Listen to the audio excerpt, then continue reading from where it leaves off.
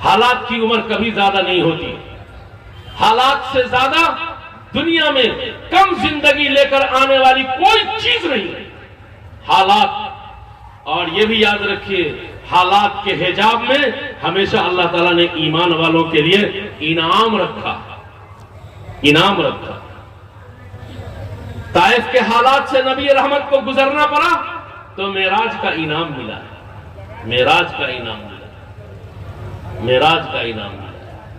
अला हाज़ल क़यास आप सोचते जाइएगा तो मिसालों का अंबार मिल जाएगा। हालात के पर्दे में अल्लाह ताला अहले ईमान के लिए इनाम पोशीदा रखा। यकीनन आसमान का रुख मुआफिक नहीं है, जमीन हमारा साथ नहीं दे रही है, लेकिन हम नाउमीद नहीं है, हम हौसले से जी रहे हैं। और हम चाहते हैं कि हमारी कौम हौसले से जिए, फिक्रमंदी से जिए, दर्दमंदी से जिए। इंशाअल्लाह इनकलाब आएगा और साले इनकलाब आएगा। हालात की उम्र हमेशा कम हुई है और कम ही रहेगी।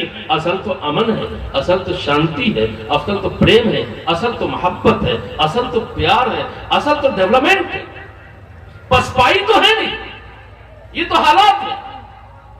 आप क्या समझते हैं गजा की बर्बादी के बाद ये हालात भी टल जाएंगे और फलस्तीन रंग लाएगा?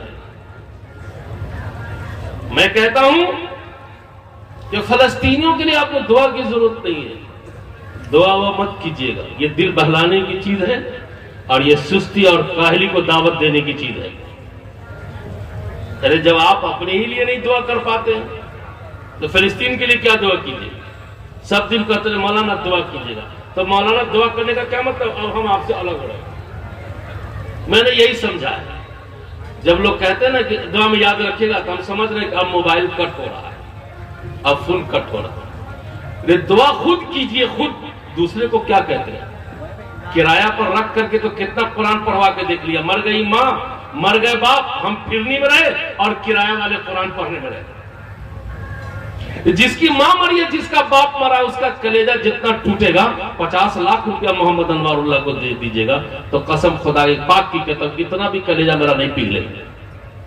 माँ मरी आपकी, हमको क्या टेंशन है? बहुत ज्यादा कहेंगे अल्लाह माफ कर, लेकिन आपका दिल जानता है कि आपकी माँ मरी है तो आप पर क्या गुजर रही है।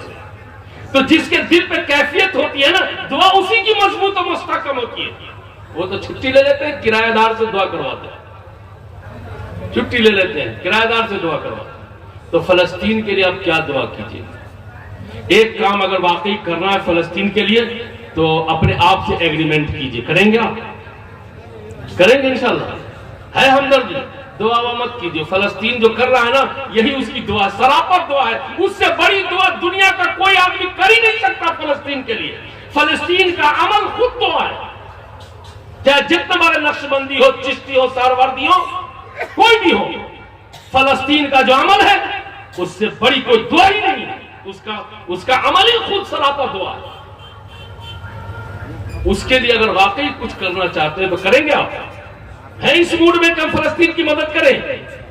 नहीं, चंदा मत भेजिए, चंदा की जरूरत नहीं है, उसको पैसे की जरूरत नहीं है। उनको याद आ गया है कि हमारे आबादार जमजम और खजूर पर जी लिया और रेगिस्तान का सफर कर लिया, वो तारीख लौट गई है उनके दिल और दिमाग में, इसलिए पैसे वैसे कोई मसला नहीं है वहां।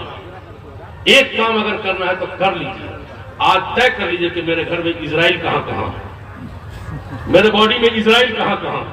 जहां जहां मेरा दिल और दिमाग में इजराइल है, मेरी आंखों में इजराइल है, मेरे जेब में, मेरे कलम में इजराइल है, मेरे पॉकेट में इजराइल है, मेरे घर में इजराइल है, मेरे गुस्ल खाना में इजराइल है, मेरे टॉयलेट में इजराइल है, मेरे बेड पर इजराइल है, मेरे दस्तरखान पर इजराइल है। ये मजमा हमसे वादा करे कि आज का आज हम इजराइल को अपने घर से निकाल देंगे, निकाल देंगे।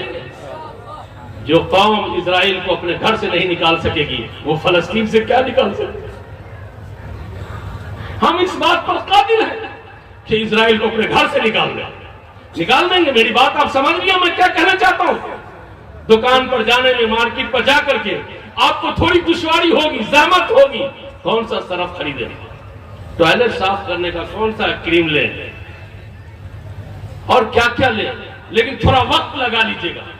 इजराइल को अपने दस्तरखान से हटाओ, अपनी टॉयलेट से हटाओ, अपने घर से हटाओ, अपने जेब, अपने पॉकेट से हटाओ, अपने दिल, अपने दिमाग, अपने निगाहों से हटाओ। बहुत बड़ी मदद हो जाएगी हमारे भाई फलस्तीन। मेरे जाले के भाइयों, मेरी जाले की बहनों, बेटियों, तुम फलस्तीन की मदद करना चाहती हो, तुम बहनों की मदद करना चाहते हो, तुम मासूम बच्चों की मदद करना चाहते हो। आज दुश्मन को घर से निकालने का अहद कर लो और यह भी तय कर लो कि वो दुश्मन जब तक दुश्मन रहेगा, हम इंशाअल्लाह उसको अपने घर में इजाजत नहीं देंगे, इजाजत नहीं देंगे। करेंगे ये काम? करेंगे तो इंशाअल्लाह भाई फलस्तीन की मदद होगी। और फलस्तीन की मदद सीधा माना सच्चाई की मदद, अच्छाई की मदद, हक की मदद, आदल की मदद, इंसाफ की मदद। चूंकि वो मजलूम, कभी हम भी यहाँ किसी के सताए हुए थे, कभी हम भी यहाँ सताए जा रहे थे, कभी हम भी यहाँ मजलूम थे। हमने इस जमीन के लिए आजादी की लड़ाई लड़ी, सूढ़ियों पर चढ़े और खानवादा का खानवादा तबाह किया गया और हमारे खून से शोलों को बुझाया गया। और हजरत उलमाए किराम को चांदनी चौक से लेकर के पटना तक और पटना से लेकर बंगाल की खाड़ी तक दरख्तों पर उनकी लाशों को लटकाया गया, तब जाकर के यह मुल्क आजाद हुआ। आज उसी आजादी के लिए फलस्तीन तड़प रहा है, फलस्तीन तड़प रहा है। कल के मुजाहिदीन यहां बागी नहीं थे तो आज के मुजाहिदीन फलस्तीन में भी बागी नहीं हो सकते, नहीं हो सकते। जो लोग उनको बागी कहते हैं, जो उनको दहशतगर्द कहते हैं, वो खुद अपने अपने मुल्क की आजादी के मंजरनामे पर निगाह कर रख लेगा तो कभी भी फलस्तीन को नहीं कह सकता कि वो बागी है, वो मुजाहिद है और अपने मुल्क की आजादी के लिए लड़ रहे हैं और जान का नजराना पेश कर रहे हैं।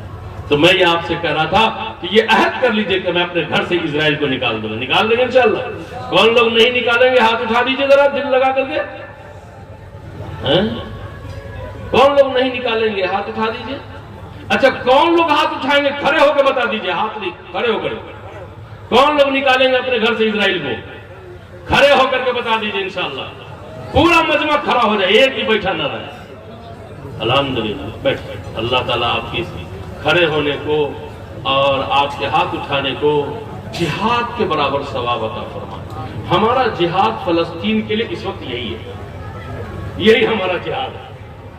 इसलिए मैंने आपको कहा है कि जिहाद के बराबर अल्लाह ताला आपको सवाब अता फरमाए।